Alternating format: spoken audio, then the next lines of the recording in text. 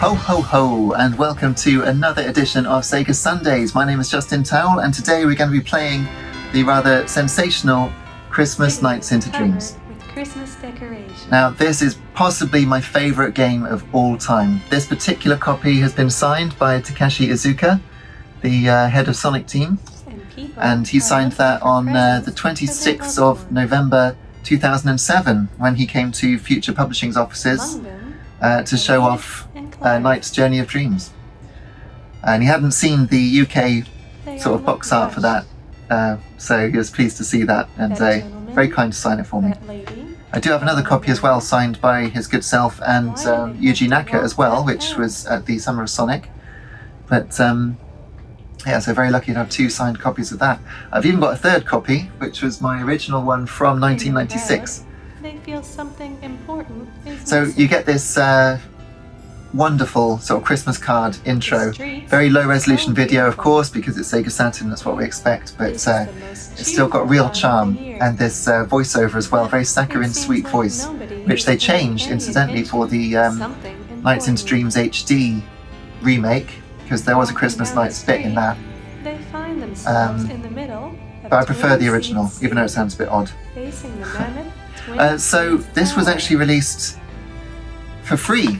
It was a bonus when you bought specific games at the tail end of 1996, which I did, because I mentioned in the Daytona Sega Sundays that I got Daytona CCE for Christmas, and it came with this game, and I think, did I also get Knights that year? I think I did, Nobody seems to know. but either way, the demo was, I was able to convince my parents that because it had calendar features running up to Christmas, Without it, we'd be able to enjoy it as a demo for the full game. So even I got Daytona and I think Knights that same day with the 3D control pad, which I'm using, stuck on something. I was able to play it for all of December, and so we had this Christmas music running the whole time, and honestly it was the best Christmas ever, I think. I was 14. So yeah, that was the intro, and basically the Twin Seeds tower has been turned into a giant Christmas tree, but they haven't got a star at the top. So we're going to go and find the star. So we're playing this at, it says 9:01, it should be 8:01, but I guess that's daylight saving time's made some weird compensation, but never mind. Here we are. So the game changes from having the normal Nights into Dreams graphics for Spring Valley until I guess November-ish time, and then you get Winter Nights where the kids are dressed in their pajamas, which is quite sweet, and then for Christmas, the actual month of December, you get them dressed as Father Christmas, which is lovely. It's such a wonderful game, very wholesome and absolutely sensationally designed. You just wait. So we've got Christmas Dream and Christmas Presents. Now the Christmas Presents here is going to be all a mystery, I think, because this is a new save file, regrettably. Yeah, so you have to open your presents after you play, which gives you lots of little extras. There's a karaoke mode, things like that. And I think my save must have been deleted when my Saturn's internal memory battery died, which is a shame. But anyway, let's go to the options and see if there's a widescreen mode, because there is in the full version of Nights into Dreams. Let's see, TV screen, wide, and audio stereo, perfect. Great. So it should look different now on the title screen. Shouldn't be stretched. There we are. That looks the same basically to me. Never mind, let's start the Christmas tree. So you can play as Claris or Elliot, and Claris's version is just the same as her version of the level from Nights into Dreams, but Elliot's is a brand new version in Spring Valley, because Elliot doesn't usually go in Spring Valley, which is cool. But we'll do Claris's first. I think might as well just go all out and do both versions, because it won't take too long. Look at the ground shading and the light sourcing all around Claris there as she's falling asleep. The idea is that she's going into her dream, and because of the time we're playing, instead of snow, we've actually got crescent moons falling from the sky. Checkerboard transparencies. There we go. Right, so we turn into knights, and the idea is, as I've probably explained a million times before, because I've played this game before on my channel, you have to get 20 of these usually blue chips. They're the circular ones there, which here are lots of different colours because it's all Christmassy, and you put them in the Christmas tree. Beautiful. So now bonus time starts. Everything I score now is worth twice as much as it was before I got the Christmas tree. So the idea is to pick up items and fly through hoops, and you get 1 second after you collect each item to pick up something else and keep your score combo going, which is a brilliantly simple scoring mechanic that makes you dash through the levels, trying to be as accurate as you can, not to miss chips, not to miss hoops. Flying through the hoops also fills up the bar in the bottom left there, which is your dash bar. So pressing any of the buttons will make a dash like that, which is pretty much as fast as knights will travel. Knight's dressed up as Santa Claus, which is really cool. He looks great. Indeed, the game itself looks fantastic. I do find that Christmas nights, when the Christmas stuff is happening, seems to run smoother than regular Nights into Dreams. And this is the PAL version, so it's only running at 25 frames a second. And I do notice it when I see videos of the American or Japanese versions. It does look smoother. You really can. You can notice that kind of difference. Now, it takes about 10 seconds to do a loop, so if I quit and go over the top and don't loop those,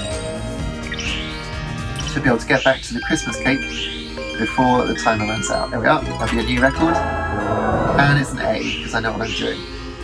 Because I have played this game so much. Like, you wouldn't believe how much. I just adore it. And there's a present up there with more chips in. There's the Christmas tree. So you're probably thinking, how do I know where these things are? Because you can't see them. It is just practice. Now that noise was a power-up appearing, but I'm not going to get it yet because it fills up your boost bar, I believe. So I'll get that nearer the end. The reason I'm flying over the Christmas cake there instead of, into it is because it would end the level, but I want to maximise my bonus time where everything is doubled in order to get the highest score I can. Now, just now I circled around an enemy, and they are called I think they're called a Nightmare, or is that just the bosses? Either way, they are designed to take away your time. When they hit you, you don't lose health, you lose time, because it's all about time in this game. Basically, a racing game. I did write a piece for Edge once, I think the only piece I ever wrote for Edge, where I said that Knights was like a shooting game without bullets and a racing game without corners, or something similar. A racing game without racetracks. Right, I think I'm going to pick that up now. There we are. Yeah, so the boost bar is now completely full. When I hit that enemy just then, grabbed hold of it and threw it, it then started bouncing around the level. Now I don't think I've got time. Right, that noise was me accidentally doing the paraloop around one of the Nightopians, and that's an A-life system. So these little creatures live in the levels, and you're meant to be nice to them, but I've accidentally sent one to who knows where. And that means that I don't get a special bonus anymore above the Christmas cake. Now, if you're familiar with Nights into Dreams, you might wonder why I'm doing that and not sort of going along the bottom of the level, just tapping the shoulder buttons to get as many tricks as possible. That's because it was a known bug that they fixed for this Christmas Nights demo. So, in real Nights into Dreams, you'd knock into the scenery and it would just end the trick but credit you for it. But at Christmas Nights it ends the trick and you don't get credit for it, so you have to actually do it. So the chances of getting the dreamy 11, was it 10? I think it's 10, are very small, because you really have to know what you're doing. I don't think I do. Yeah, 7.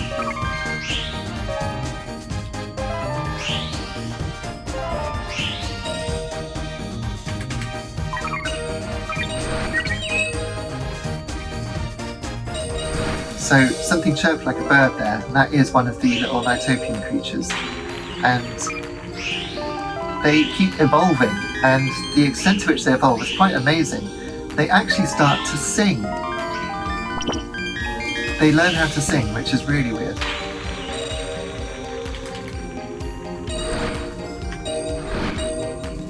And I remember flying up here, and Knight throws his arms out there. Yeah, little memory from 1996, such a long time ago. Now I'm actually going to run out of time here, and that was not very clever. So when you run out of time, as demonstrated brilliantly by me, you turn back into Claris, and she drops everything. I think I wasn't paying attention to how much time I had. And now you get chased around the levels by an alarm clock trying to wake you up. But that's one of the Nightopians there. Can I just show you a few things, because we're not going to get the perfect score now. That is the alarm clock, and you can knock into it and stop it for a while.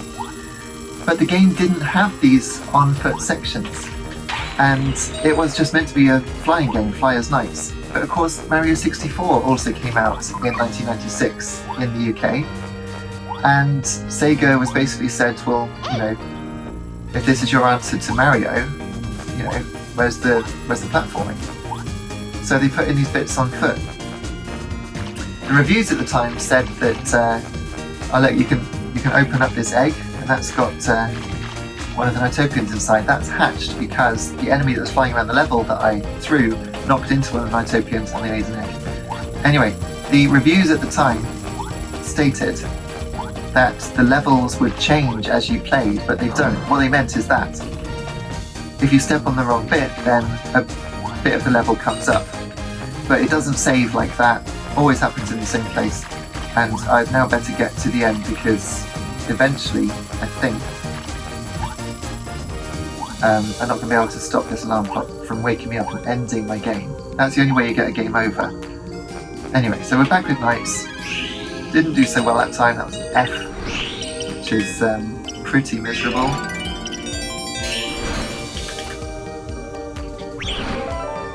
You get these lovely fast sections like that. The Saturn using both of its processing chips. One to do the two-dimensional elements, like the hoops I've been going through, and the rest to do the 3D elements. And as a result, you do get pretty superb frame rate. Of course, it would be better if it was 60 frames a second, but it isn't.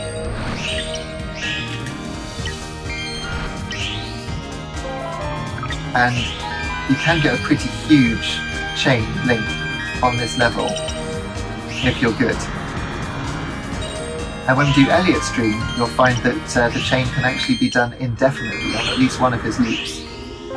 Because I can't decide where I'm flying, basically. I'm playing it a bit like Echo the Dolphin, where you have control of where Knights is going in terms of up, down, left and right on the screen, but when he decides he's going to fly around this column of rock, for instance, that's not me doing that, I'm just holding right, a bit like Sonic the Hedgehog. You basically go to the right and complete laps of a track. The track is set in 3D space, and because it's curated like that, that's why the game is able to look so good, because if it gave you full flight over the game, you would suddenly notice the fact that actually the draw distance is really short. I think the reason for that is the geometry that makes up the levels down here.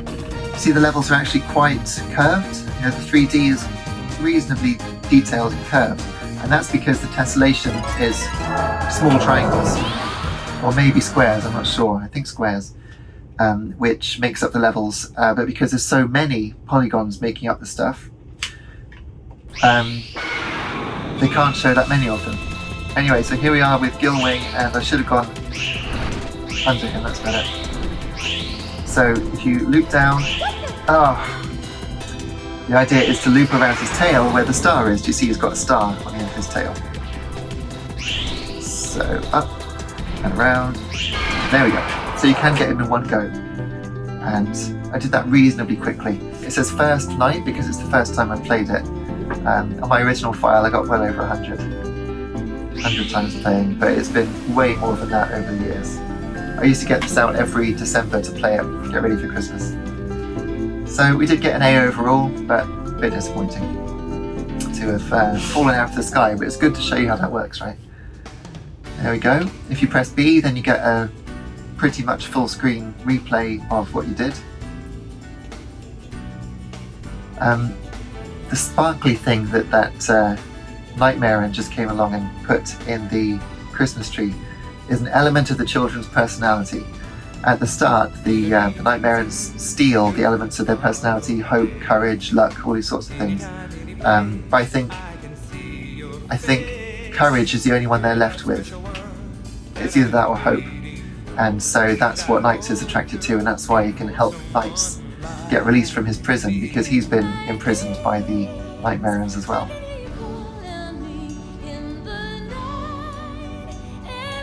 Now, I played this first before Nights into Dreams, so I didn't know that there was a version of this song with children singing it.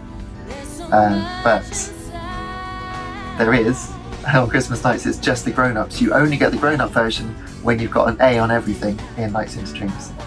But with this, you can get a karaoke mode. Anyway, so let's finish that replay.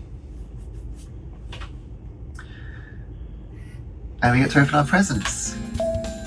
So we've got to remember where they are. It's a memory game. Right, so that's Elliot.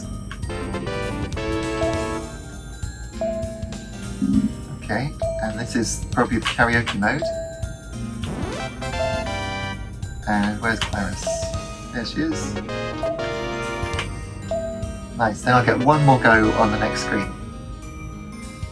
I don't know if it's the same every time or not. And you get a little CGI version of Claris there, which at the time on a, cathode ray television looked pretty high res. And a cake slice. Okay. So that's it for opening the presents. You get more tries the better you do at the level, which is quite good. So we're going to now do the other half of the game. I say game, even though it's given away as a free demo disc, basically. To me, it's an entire game in its own right, with two halves. But before we do, let's have a look at the Christmas presents, because we can actually see what they are now. So we've got NiGHTS Museum, where we get more CG pictures. Presumably this will be character art of Elliot. There he is. Now Elliot wants to be a basketball player, and he has nightmares about it, and that's why. Now, these are all taken from the intro to Nights into Dreams, but of course you don't get to see the high quality version of that when you play Nights into Dreams, because the video codec is rubbish. And there's the children, and there's Elliot again. There we are. So Claris wants to be a singer. I expect we can see her now. And she's worried about an audition at the Twin Seeds Tower for a sort of musical piece called Twin Dreams, which I suppose the irony is they're having dreams that are very similar. And there we go. Yeah, these are also from the intro to Nights into Dreams, where she's asleep but dreaming that she's singing, and then the nightmares happen and she's running through this twisted landscape, and light appears, and that's NiGHTS coming to rescue her. Lovely stuff. Right, now there's a couple more things we can look at here before we move on.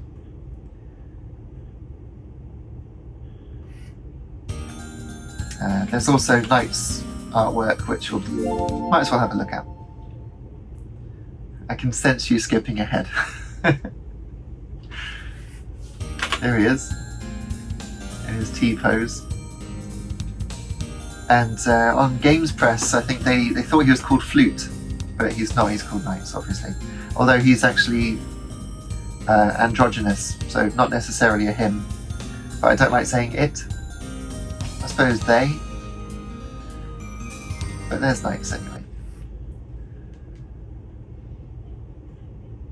And so we get on to the more interesting of the four that we've done, and that's the karaoke mode. So there's Claris with a microphone. The original song is with the A button, or we can just do the karaoke. I'm not going to sing it for you now.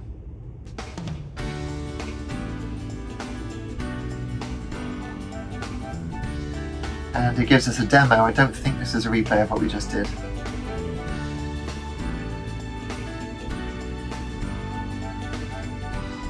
Yeah, it's definitely a demo. It's not what I did, I don't think. No. There we go. I think you can even change the pitch. Yeah.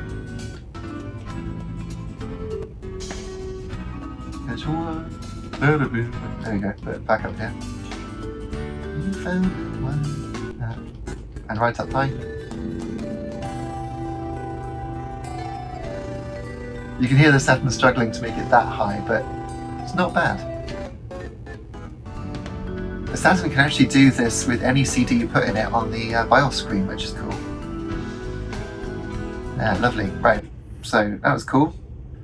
Nice to learn the words.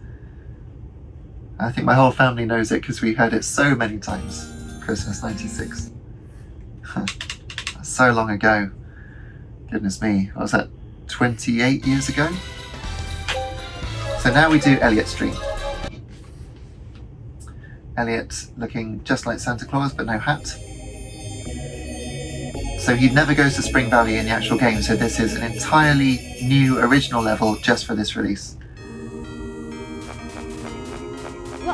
So there they go, taking the coloured orbs, the Idia they're called, and they deposit the Idia into the Christmas tree. Right.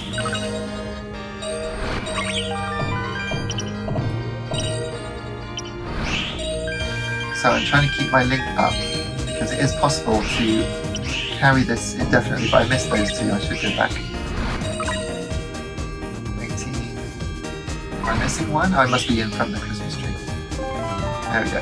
Okay. Reasonable. That's quite quick getting the bonus time to start.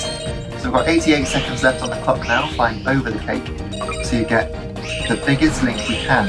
And if I do it right, it should be an infinite link. So this is where skill comes in. Shouldn't drop it, but I've dropped it. And you can, take it really seriously and spend time working out exactly how you're going to go between each of the items. Pretty good. Good. And you'd think it would be better to dash, but actually taking it slow and just making sure that you keep your link up, which I've dropped again, is the better way to do it because score benefits are vast.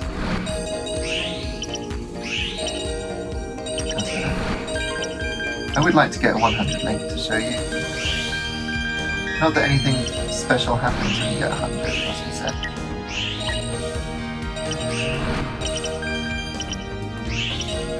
And we did it! There, 100. Yeah, I don't have to hand in my gamer badge just yet. Okay, and having dropped the link, I might as well just go in the Christmas cake now. There we go. Of course that was an A because that was a pretty stupendous link.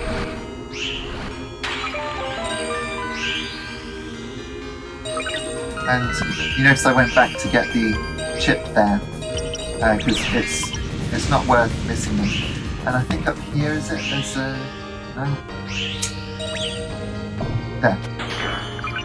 Right, so that's enough chips now to get the Christmas tree, and that was 27 seconds, even quicker than the first loop. They call it mares. There are 4 different mares in each level.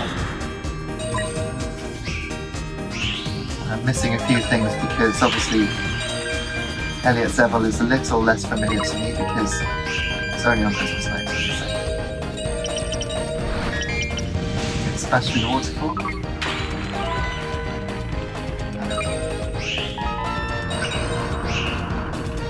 Right, so there are some chips down there, and apparently higher up at the end as well. I don't think this is an infinite link kind of a mare. But I think there's another one in a minute. Yeah, there's no way of keeping that going, so that's alright. think rather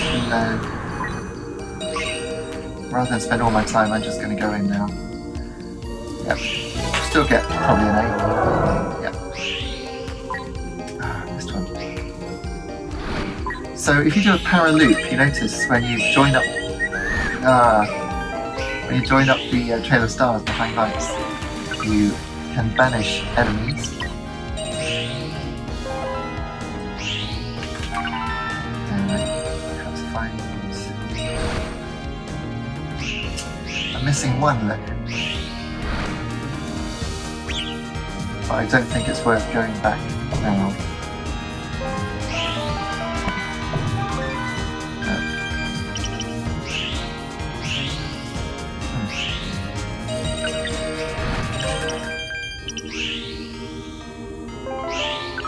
And I must say, I never get bored of the J-pop version of Jingle Bells that they play. I think it's great.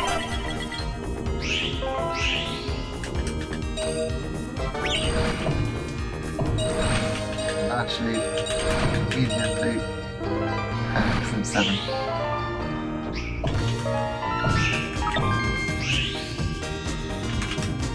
I think really you should start doing a trick before you head through the ribbon loop. Start you off and get one ahead. Cracker. You can just keep going around if you keep hitting the cracker, which can be a problem when you're trying to get to the Christmas cake. Anyway, let's go in. Now onto the last level. The last mare.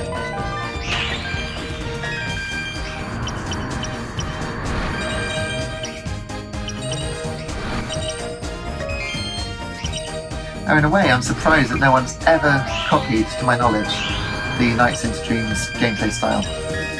Because every other genre has been copied to death, isn't it? Let's be honest. But not this. So the bigger the para loop you make, the more you can actually suck in from outside the loop.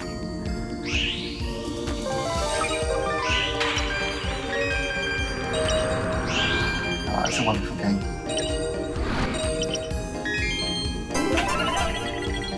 Go.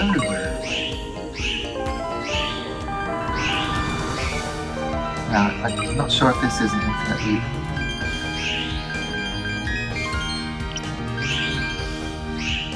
I think you can just get to one of those and loop them, in which case you would still be going here, so at the start now.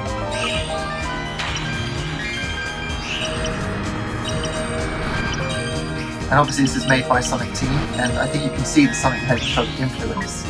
People initially compared it to Sonic meets Echo, and I think that's a pretty good description of the gameplay.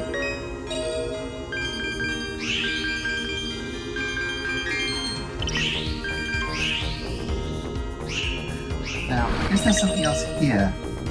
No, there's not. Interesting. Okay, I think we'll call it a day with that one. Can't get the bonus Nightopian, who would be up here, because I para-looped one of his friends. Every time you go past the Christmas cake, it resets all of the objects to pick up in the level. Okay, so now we find to the left. Try and get under Gilwing's tail before he hits us. Oh, I've got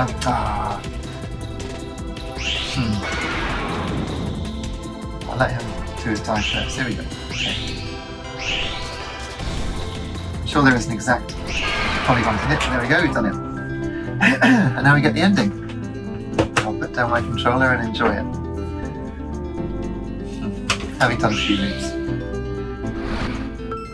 And there's the Christmas tree, with a true transparency, might I add. And the snow is going upwards there.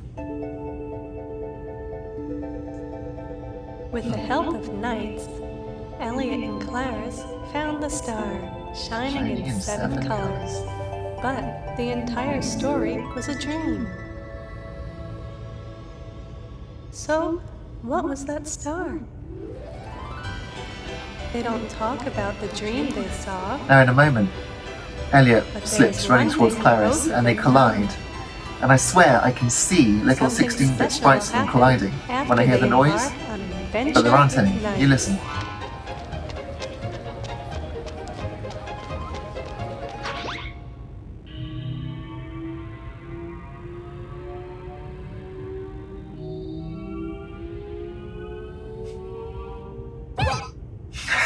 See? I can picture it like the Castle of Illusion sprite of Mickey Mouse, that kind of Start feeling chunky cheerful sprite. again.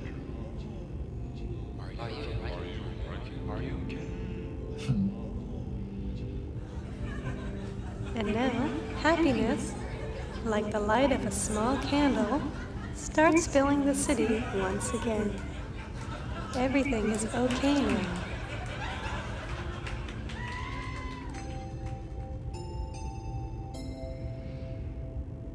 Give a star of happiness to the heart of these brave children. Give a star of happiness to the heart of everyone.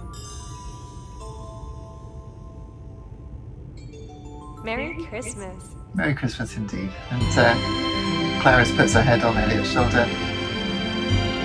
And that's the end. Oh. Wonderful stuff. Absolutely wonderful. What a game. So yeah, I think it's possibly the best giveaway of all time. I know, what's it called? Choo Choo Rocket was also free on Dreamcast, and that was very good, but not as good as this.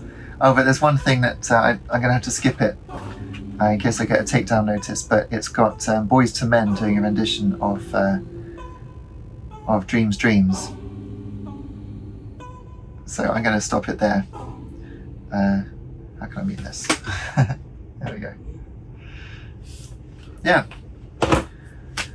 Wonderful stuff. Well, they changed it to say Happy Holidays, I think, later, because no games these days would say Christmas because of the religious element, which I don't know, I think it's a pity, but I can understand it, I suppose. But yeah, what a fantastic game.